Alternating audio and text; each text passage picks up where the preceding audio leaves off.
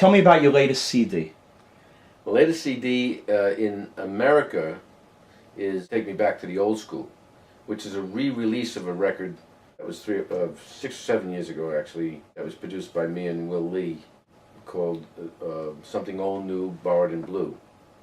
And we repackaged it, and we put it out last year.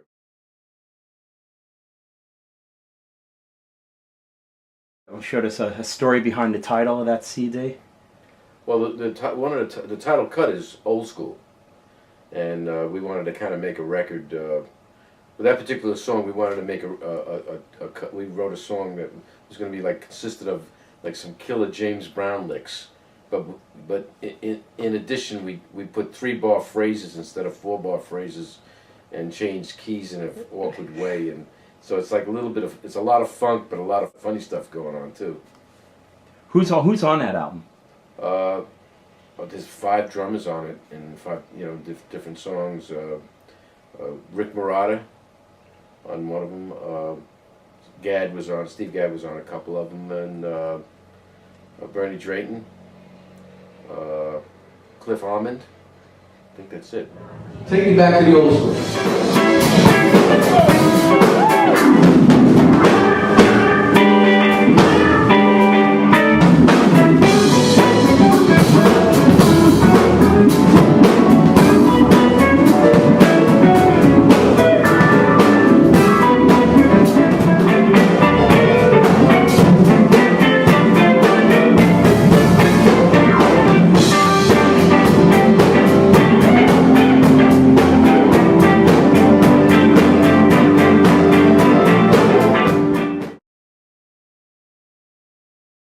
Tell me about your current band. Well, my current band is kind of a second edition of the band that started out in the 90s, rather. Which the original band was with Will Lee, of course, and Ronnie Cuber and Lou Marini, and was Leon Pendarvis on B3, and myself, of course, and from there, when I started to do records for Japan, new records for Japan, the band was Anthony Jackson, me, Chris Palmero, and Lou Marini, 1 saxophone. And the original record was with Steve Gadd, but the one that toured around had Clint Gannon on drums. So the band, the core band right now is that. Anthony Jackson, Clint Gannon, me, Chris Palmero, and Lou Marini. And depending on players' schedules and things, Willie might be playing bass. Yeah, there's 3 bass players: Will Lee, Anthony Jackson. Now it's morphed into it's either Will Lee, Anthony Jackson, or Zev Katz usually, and it's either Chris Palmero or Leon Pendarvis. Lou Marini, Dave Mann, Bob Malik, and a couple of other guys too. That's just about everybody on the scene. So well, yeah, a lot of the busy. So they're all so busy and doing other things. Lou's with James Taylor, and who's with this guy, and then we managed to put the band together no matter what. That's one heck of a band, no matter who's with you. It's always great. It takes a.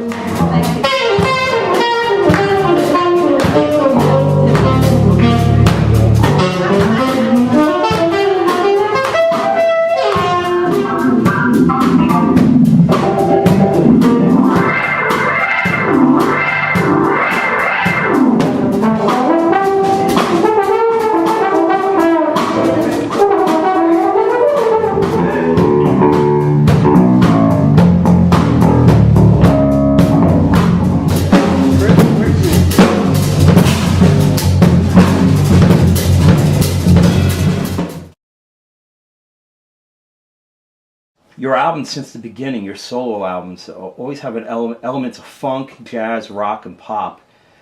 What are your own influences that contribute to that? Is it are they specific conscious? Funk, jazz, rock, and pop. I mean, well, there's a lot there. But before you became professional, or during the early days of session, what were you listening to that affected that, or did it come from before you were in music school? I mean, where did? Well, I started playing guitar around 12 years old, and from I think around 13 and a half, I started taking 3 lessons a week in the city with this wonderful old guitarist, Italian guitarist, Giovanni Vicari.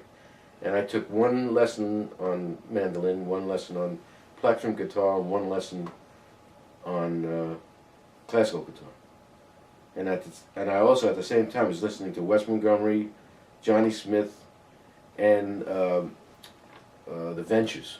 So, and I played from 12 years on in a band, and we would play from standards to whatever the top 40 stuff was. So I was always like kind of an eclectic guitarist. I didn't play that much jazz, but I played standards. And you were listening to pop music, which I obviously was listening to Johnny contributes to Smith, and I was Louis Bonfa, and by the time I went to Berkeley, you couldn't, it was hard to call me one type of guitar player. And I always, from the age of 12, wanted to be a studio guitarist. I remember saying to my father at 12 years old, I want to be the guy. I used to watch Elvis Presley and Ricky Nelson on TV, and I used to see the guys behind them were the real musicians. And I said to my father, I want to be the one that's in the studio recording that stuff. Wow. Not even really knowing what it was all about. So I set out to do that right from the start.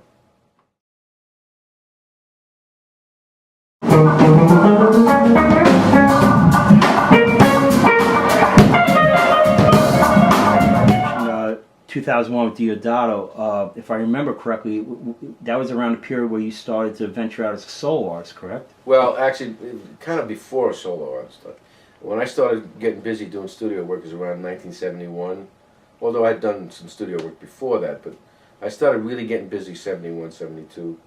And in 72, I met Diodato on an Astrid Gilberto record, a demo actually, and I did the date, and about 3 or 4 weeks later, I got a call from Creed Taylor's office that he booked me on 2 or 3 days in a row at Rudy Van Gelder's studio in Englewood Cliffs, and went in there, and sure enough, it was Diodato, and he liked the way I played on the other gig, and so we did 2001 and a couple other tunes. We did actually the whole album. So about 2.5 months later, I'm pulling into my mother's house to say hello to my mother and father in Fort Lee, New Jersey, and I hear this humongous record with strings and horns and everything on it. Now, I only heard it with the guitar in the rhythm section. Cobham was playing, and it was just, to me, it was just, I wasn't relating to the song. Also sprach Zarathustra, I think. Forgive me if I pronounced it wrong. Anyway, and I realized, holy that's me. That's the Diodato date we did, and it was a big hit. Within a week or so, it was #1. Was that the first time you that you heard your session work in that context where you were, wow, that's my playing, or it's on the radio? Was that the first time that you experienced that kind of Well, it was perspective? the first. I had been on a couple of hits before that. One was "Everybody Plays the Fool," the original version. That was one hit that I was on, but I didn't have such an extensive solo, and it wasn't so featured. I was never featured as much as on 2001.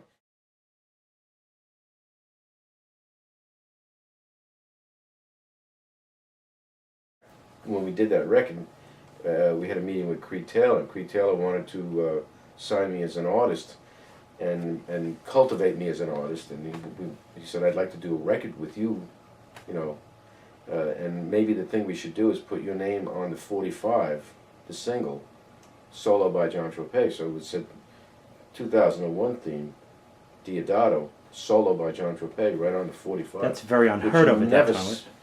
I don't remember I've seen. I'm sure it was done before, but I never saw that before. Now, Creed Taylor was CTI Records. CTI Records, yeah. How many albums did you go on to do with Diodato over the years? I did that one, 1, 2, 3, 4, at least 5, maybe 6. There was a couple of live albums too.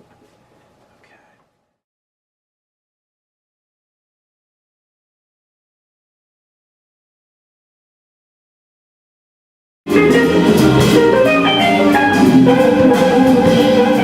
realize after Berkeley that your eclectic listening was going to be an advantage for you as a player Oh, on the scene? absolutely. I realized that from the day I got to Berkeley, because I was at Berkeley studying writing jazz for 7 and 5 bands like Count Basie style and Ellington style, but because I knew all the top 40 stuff, I was playing with all the teachers on gigs at night because they knew I knew all the songs. And I actually went to school with John Abercrombie. We used to play a lot together, and he was more jazz oriented. I was more R&B, and we'd find ourselves a lot in trios and quartets in these little dives up in Boston. During the, I refer to it as the session heyday, obviously because, as you noted before, the session scene has changed a lot, if you dare say it's even existing It's today with totally digital different. music. But on a particular day, out in the field, so to speak, 9 to 5, how it would be, how many sessions could you have done on a certain day? Was it limited with union stuff, or did No. you? Were there many, or? Yeah, there was times we did 18, 19 a week. Sometimes you do like that wasn't always that way. Sometimes it was 1 day a week. How many in a day? The most I did was like 9 to 10 That's, commercial, wow, that's a lot. 11 to 12 commercial, And 2 to 5 record date, 7 to 10, and sometimes 7 to 10 open till 2 in the morning. Sometimes 5 dates in a day. And within all that, possibly playing, I'll assume, all styles of music. Oh yeah, also especially on jingles, commercials. Acoustic guitar, electric guitar, hollow body jazz. In the 70s, it would be nothing to. Most of the times you walked into the studio, you'd be carrying. You see guitar players walking all over New York. You know, Spinoza, me, McCracken would be carrying a Fender guitar or electric guitar, an acoustic guitar, and a 12-string. And then sometimes they even call you on a banjo, which I hated to do, but. So you've done banjo dates. Well, maybe 10 in my lifetime. The late Hiram Bullock once mentioned to me that the session scene, he viewed it as a college campus, that you could be walking across town and run into somebody, Yeah, and maybe not even know that you're ending up walking to the same date. It was exactly like that. That had to be a terrific time. It was a wonderful time. I mean, we had some terrific moments. We'd pass each other. I'd see Spinoza 3-4 times a week, and one day, we'd be sitting next to each other playing on Van McCoy's, like we played on the Hustle together. Next session, Hiram would be there, and I'd be sitting next to Hiram or Eric Gale, or McCracken. There was probably 10 guitar players who were the first string guitar players, and then there was other guys too that were known for like playing banjo, like Eric Weisberg, or country stuff like Charlie Brown and Eric. So and we would be interchangeable. There were some producers that thought I even used to call me to play finger picking acoustic. Little did they know that Eric Weisberg taught me how to play Travis picking just to get by on dates like that. But it was a craft. We knew how to do what we had to do to give them what they wanted. To a listener like myself, who's also a fan of session players like yourself, it seems to me, on paper, or looking around or reading the articles, or hearing from people like in interviews like this, that it was a small community. Was that true? Yeah, I'm sure it's the same in L.A. and Nashville. We were a small community of cats working. And it's no coincidence that the albums that the session cats like yourself are on, a lot of those albums were very successful. That has to, looking back on that has to bring a smile to your face. I mean, that small community contribute to a heck of a lot of successful albums. Oh yeah. And there were a lot of, but there's a lot of albums that I didn't play on that David played on, and but when you're going through it at the time, it's almost like post-traumatic music syndrome. You don't realize it till it's over. Wow, that was a pretty heavy era that we were in.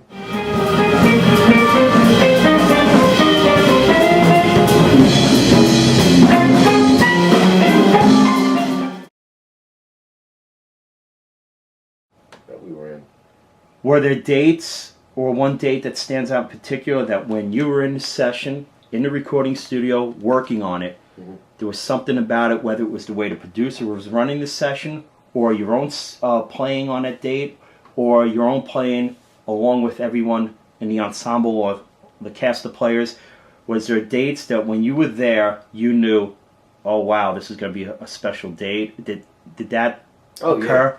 Can you do you remember a few that you could share with us today? I can tell you, in the beginning days, Van McCoy, who did the Hustle, he also did a lot of arranging for this production team, Hugo and Luigi, and they did the Stylistics and a bunch of acts like that. I did a lot of records with the Stylistics, and you knew those records were going to make noise.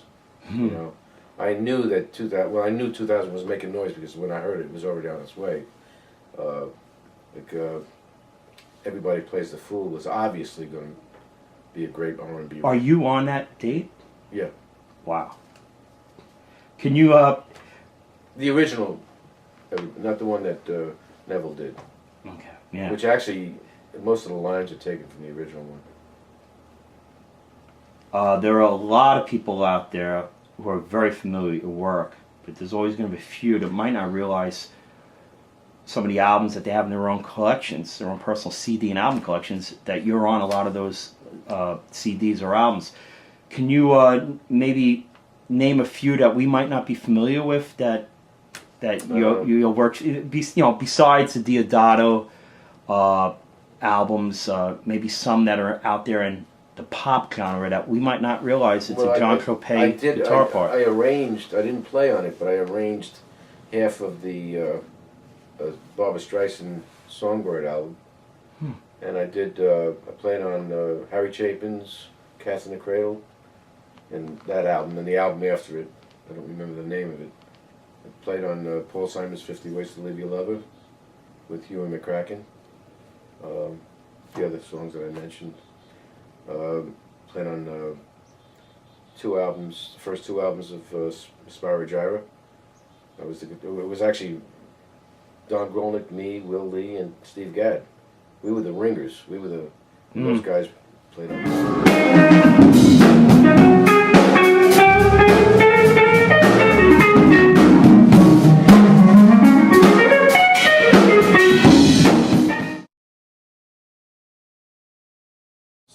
When did you first meet Will Lee? Because you've been working with him a long time. Will, that's a funny story. When I came back from Boston in '67, I had aside from working at BMI as a checker, I took a day job for a little while.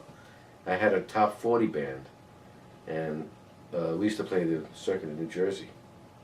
And my bass player, I forget his name, Phil Ludwig, couldn't make this one gig. And, oh, I'm sorry, it wasn't Phil Ludwig, it was John Giolino. It was a great musician who's out on the coast right now. And he couldn't make the gig, so he got this kid, Will Lee. Will Lee had long hair. He had just moved to New York. He was there for about maybe a year, if that much. And he was living with Schwartzberg and Bob Mann, the great guitarist, in Nyack, right here in Nyack. So he comes in, it's on Route 46, and it's, in those days, you got to remember, New Jersey was kind of a Guido town.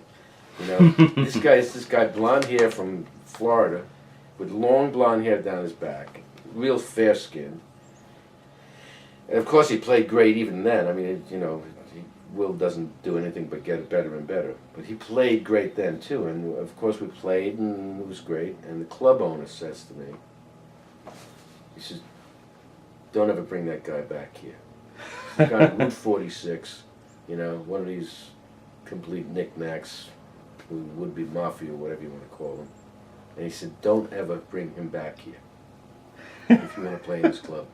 So of course I never went back to that club because I don't like that kind of person anyway.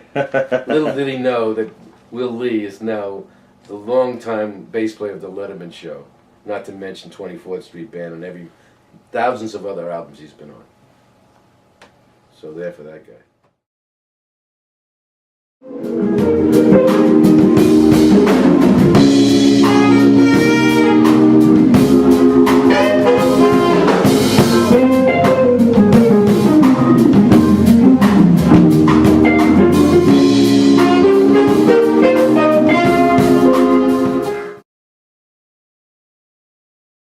Tell me about the process of writing songs. If I'm correct, you collaborate with Lou Marini, Chris Palmero. What's that process like?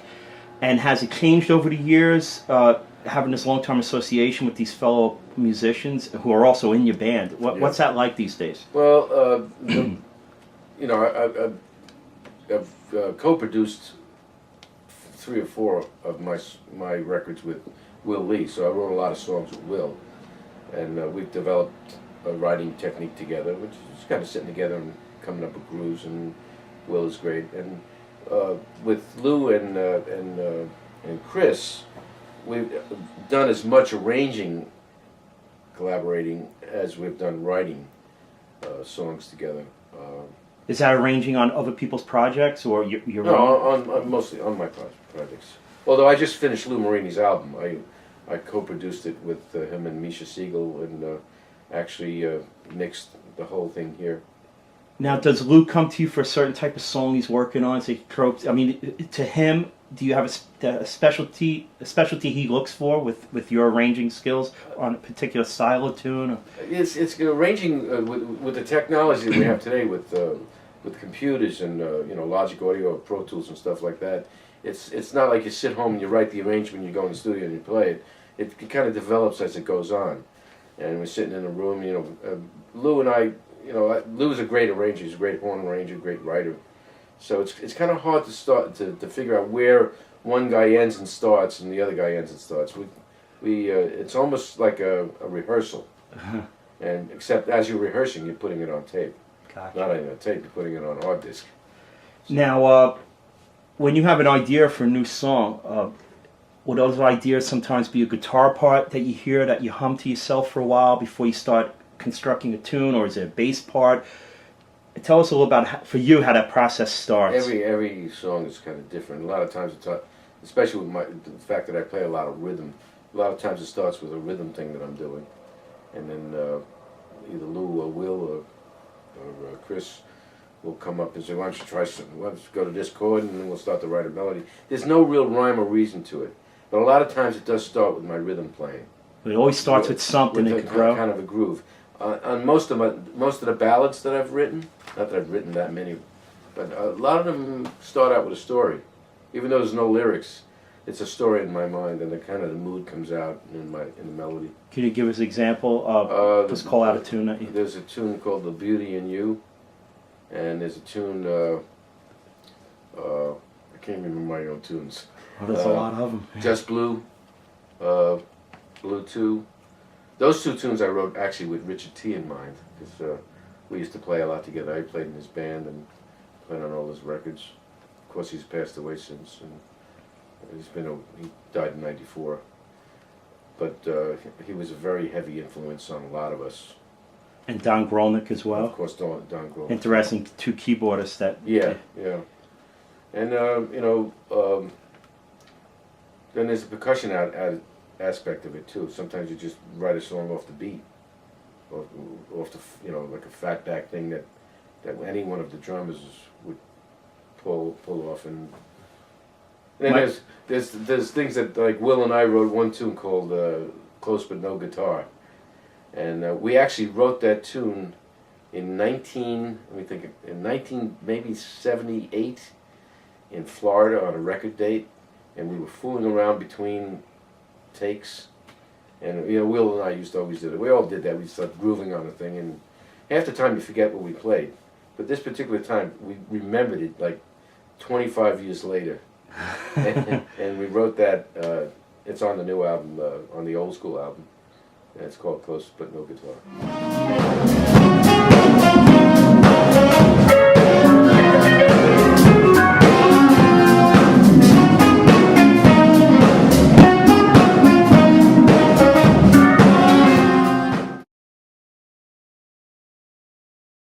Your rearrangements of existing tunes or other people's songs are always very refreshing to listen to.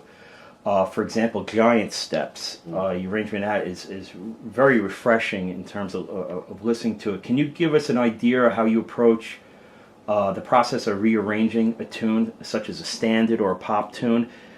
Is it a very deliberate and specific process, or is it as magical creative out of nowhere as your own tunes might be? What's that process like? Well, I really can't take credit for the total arrangement. That arrangement was Chris Palmero and myself, and we sat here in this room and we hashed it out. And I didn't want to do just a straight ahead, although the part that soloed on the straight ahead, I wanted to kind of, as Chris says, tropeize it. So it was more of a. It starts out in a way that you wouldn't know it's giant steps until you get into it. And that's basically trial and error, just trying things until Yeah, they it's work. like sitting in a rehearsal, like you're rehearsing a band, except like I said before, we're developing it because of the technology. As every time we try something, we put it on, we record it. If it doesn't work, you wipe it off. Whereas years ago, you'd have to go into the studio, do a demo, come back, rehearse it.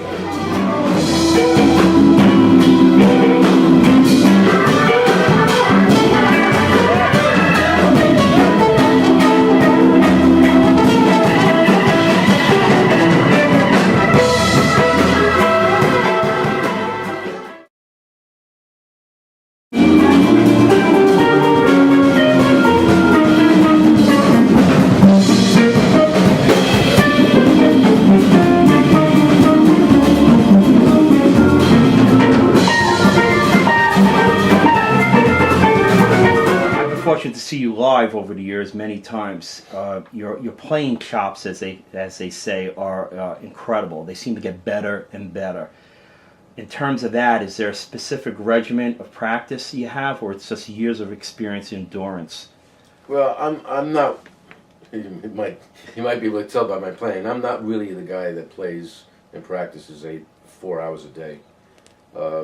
I practice, but I kind of practice mostly a few days before I'm playing. Not that I don't practice at other times too, but I think over the years it just gets better and better. The more you play and the more you hone your craft. Now that routine a few days before a live performance, was it a different regiment when you were doing the session dates day to day? Well, playing sessions to me is totally different. Because when I was doing a lot of sessions, of course there's not as many sessions nowadays, but in the 70s and 80s when bands had, when you'd go in and there would be an arranger and there would be 2 guitars, bass drums and whatever else would be there. A lot of things were just meat and potato gigs where you had to be a comedian and play what the arranger wanted or read what the arranger wanted.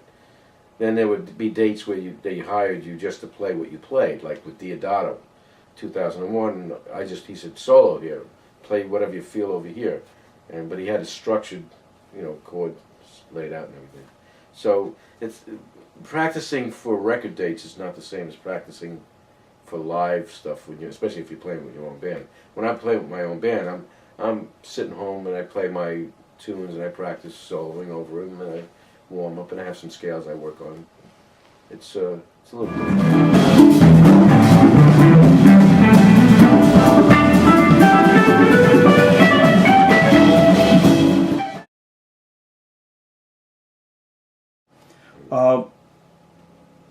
I'm sure the gear, your guitars to you are creative tools, and they're tools to do your job as a musician, whether it's for yourself or for someone's session. Can you tell us a little about the equipment you're using these days, and has it changed much over the years, or have you fine-tuned it? Do you have a large arsenal of guitars that you use in Not really. I first of all, I don't believe in having guitars I don't play. At one point I had like 14 or 18 guitars. Now I have an old L5 with a suspended pickup. I have a West Montgomery L5, and I have what I call a Bird 5, which is a Birdland with an L5 neck, which is what I play with my band. When I play with the Blues Brothers, I play a Sadowski Strat, along with Steve Cropper. He plays the telly. And do you have a preference with amplification? I use most of the times with my band I use a twin reverb. Although I am in the process of having a Fuchs made, custom made amp. When I play with the Blues Brothers, we use the amp called the Twin with the red knobs. and that's about it. But I'm sure your experience, any amp, you'll make any amp sound great. I'm well, sure you can't make any amp sound great. As long as it's a capable amp, you could probably get by with it. It depends on the guitar. Like when you use an L5 and you play loud with it, those pickups are going to push the amp a lot. So you can't just go in like with 20-watt amp and play loud. It's going to overload. So I use a twin reverb most of the time.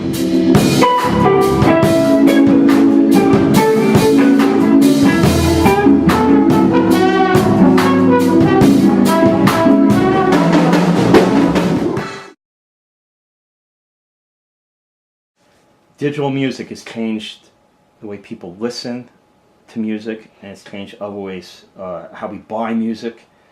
It's obviously changed the way music is recorded. It's changed the industry that you came up on, the session scene. Can you give us a few comments about that?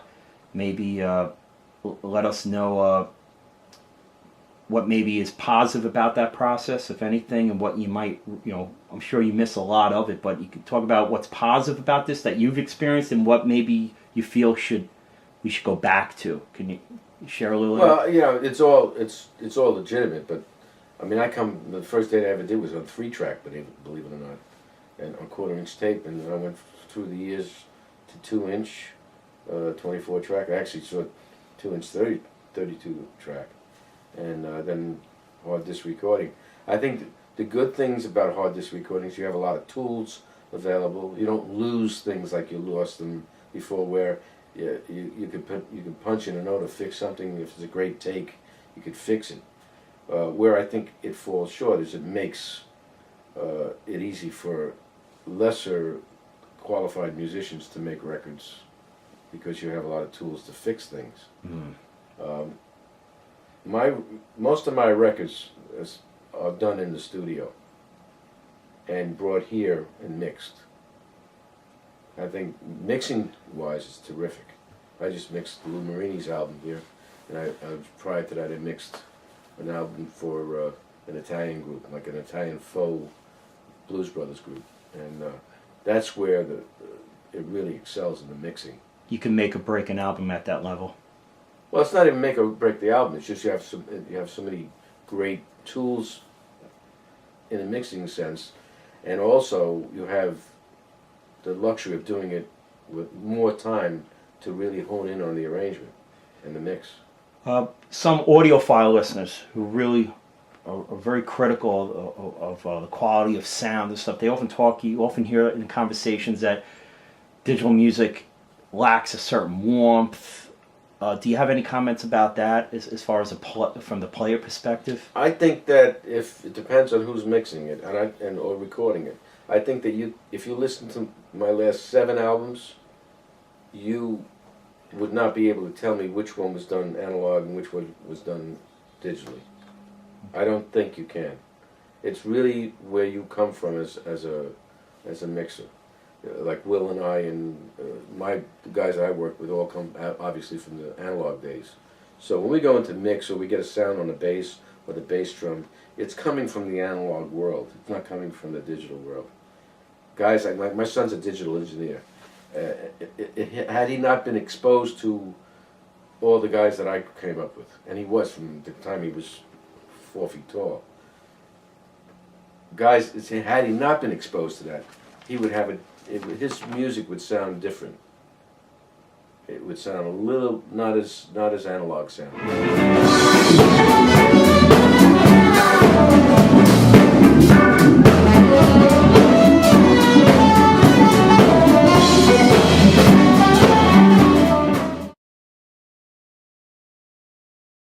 As players that have been around for a long time in the session scene, like yourself, as the scene changes, some people retire, they move on. Is it harder to find, because obviously that generation of players on the scene like yourself, Will Lee, they bring so much to the table, all your own diverse interests, eclectic listening led to your diversity in the scene.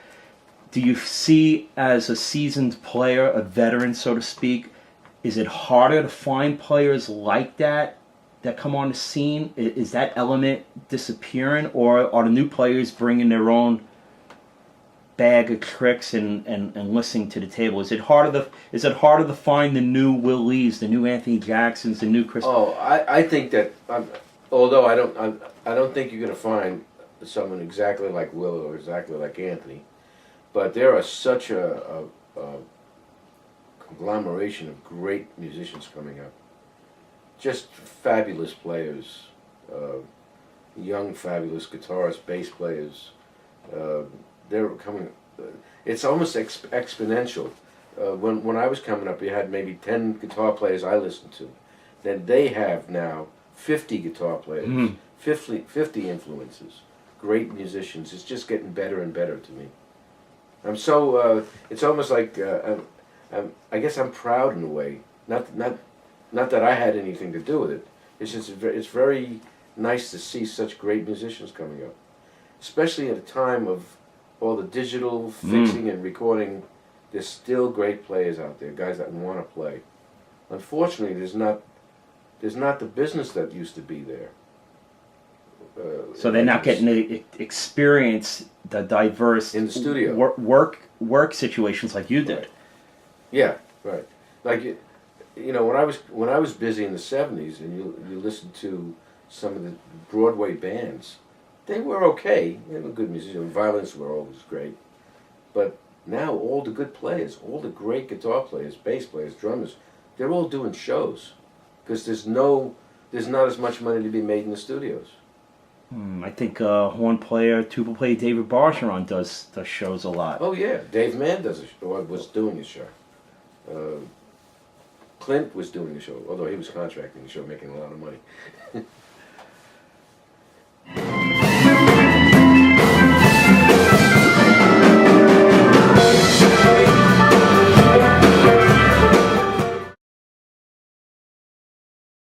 The Tropea band recently was on the lineup at the 2009 Syracuse Jazz Festival, the largest free jazz festival in the country. You played to about 7,000 or 8,000 people, I believe. Yeah. If my notes are right. This was my first time playing that festival, although Will Lee has played it almost every year with Hiram.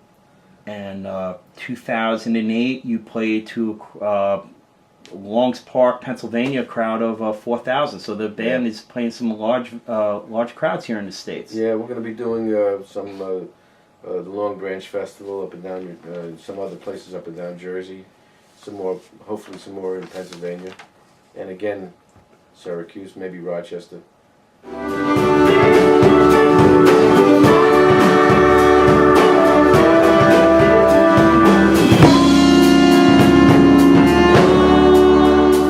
January 2010, you're going to be going to over to Japan to play at the Blue Notes. Right.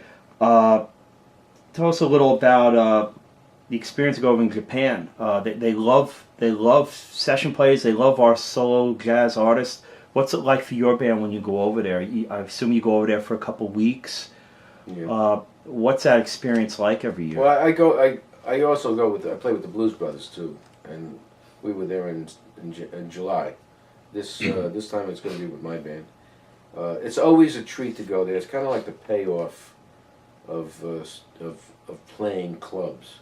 They treat you terrific, and the clubs are beautifully, very classy, and it's just something that we all love to do. It's like it's one of the payoffs of being a musician in the city. And I would assume that when you're at a club like the Blue Note in Tokyo, you're there for more than one night. Right. You get to really warm up, so to speak, and play and start to go through your catalog and play music you don't physically get the time to do here in New York or in the States, right? No, that's not necessarily true. No? I mean, my band plays around New York. We play concerts and festivals. Basically, what we do when I play the Blue Note, usually we go for 3 weeks, or at least the last 2 times I was there was 3 weeks. This time it's only 1 week. Things have slowed down there, economy-wise too, so they can't afford to, bring you over as much. But I'll be 3 nights in Tokyo, 1 night in Nagoya, 1 night in Yokohama. But what we do there is we play 2 shows a night. You turn the crowd over, and you play like a 70-minute set. So what we do there is our best songs. You know, we try to hit them as good as we can.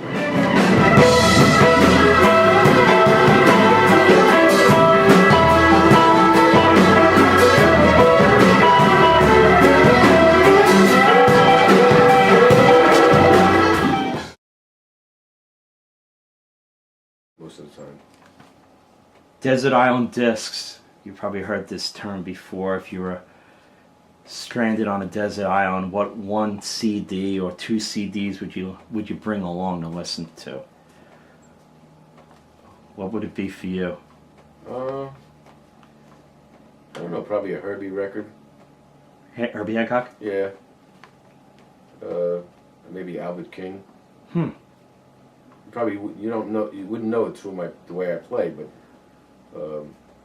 I love the way Albert King plays. But I love everybody. I mean, there's something about everybody. What have you been listening to lately? Not heavy. I let the iTunes thing just roll, you know, at random. I love Hiram, of course. I always loved the way he played, and I guess Benson's my favorite. You know, oh yeah, if I was going to be stranded on an island, it would be Benson. I'd have to say that. Well, I thank you for joining us today and sharing your feelings and memories about your career and letting us know what's coming up next. I guess we should let everyone know to visit johntropea.com to find out more about your upcoming performances. And yeah, and also I'm on Facebook and what's the other one? MySpace. MySpace. I've been confused with them. Okay, thank you, John Tropea. My pleasure. Hope to see you soon.